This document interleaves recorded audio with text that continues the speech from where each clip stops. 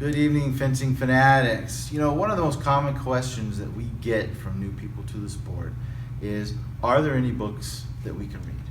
And the short answer is, yeah, there's a lot of books that have been published for, the past several decades on the sport.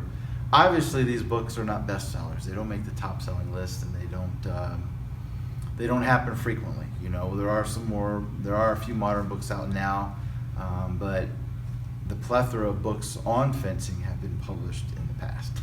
But that doesn't mean they're not good books, that they're not relevant, that they're not good reads. So I thought what I would do is a short series on some books that I recommend for everyone to read, whether you've been fencing for a while or not. A good reason to read a book on fencing is because a lot of them contain at least some history on the sport and or the weapon that the book covers. Some books cover all three weapons, some books are dedicated to just a single weapon. So, you get a little bit of history and where certain traditions come from. So I thought that I would start with this book, appropriately titled Fencing. It was published in 1969 by Nancy L. Curry. It's part of the Goodyear Physical Activity series. They did other books on bowling and tennis and swimming and basketball and so forth, a whole series of them. And its availability, obviously it's out of print, but you can still find a handful on eBay. In fact, I got this one on eBay a few years ago. And its relevancy to modern fencing is fairly on point, if you'll excuse the pun. There is a rules section. Some of the rules are a little bit out of date, but there's a strategy section on there that I agree with pretty much everything on in there. There's, the technical chapters are good, and there's even a terminology chapter, which is absolutely fantastic. I love it when they include a little bit of a glossary, because that helps people, especially newer fencers, learn ahead of time and while they're training what things are called. They can go in and look, and sometimes you can see how the names of things have changed. So 79 pages, it's not a complicated read. There's plenty of diagrams in there to demonstrate parry positions and some of the footwork. You can't learn to fence by reading a book. You can't learn to fence necessarily. You do a little bit better job looking at videos because you can see the action, right? But the real value comes from this. Again, not only is there a little bit of history, but you get the terminology, you get the technical definitions of things.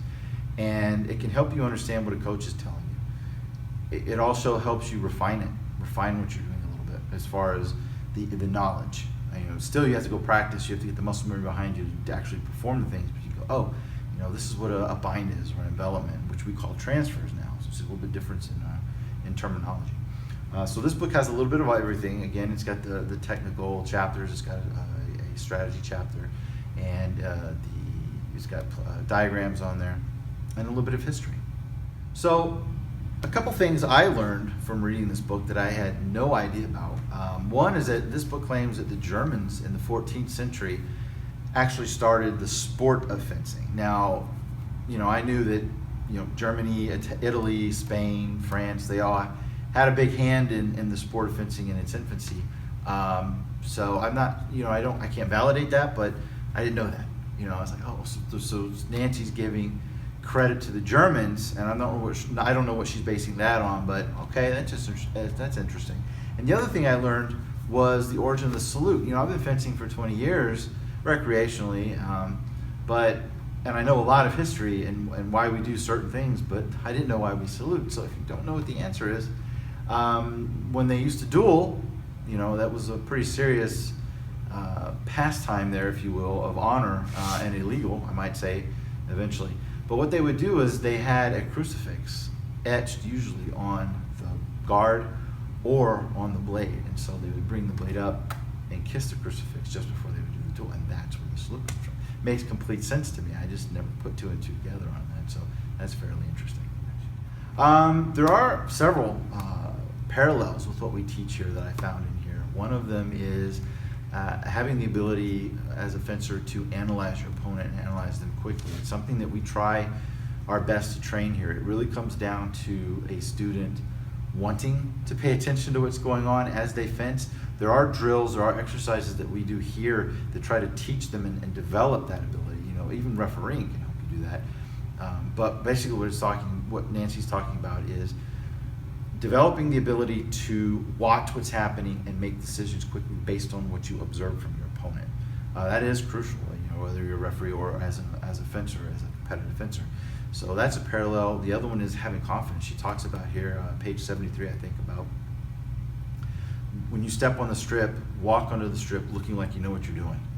Don't just stroll on nonchalantly. You want to have that air of confidence, that air of knowledge, that air of ability. Even if you're an E going up against an A, have that confidence that you're going to walk out of there getting some points. And we talk about the same thing to our fencers here as well.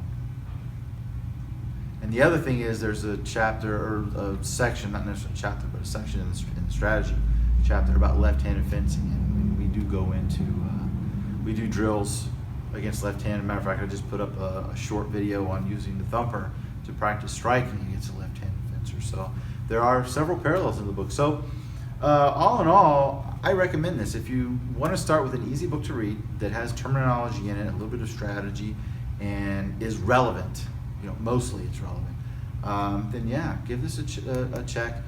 Go on eBay. I just checked. There's a few copies still on there, ranging from $7 to $25. Best bet to get your hands on one of these. Miss Curry was. I did a little bit of research on her, and she was the an instructor at Southwest Missouri University. So she got some street cred there, a little bit there for her.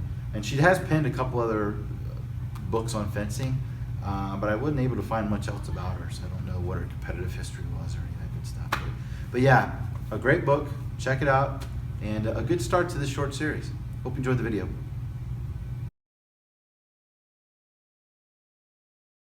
So I thought I'd start with a book appropriate. Cut. This is not that. However, this is, if I can hold it up the right way, this book is appropriately titled, okay,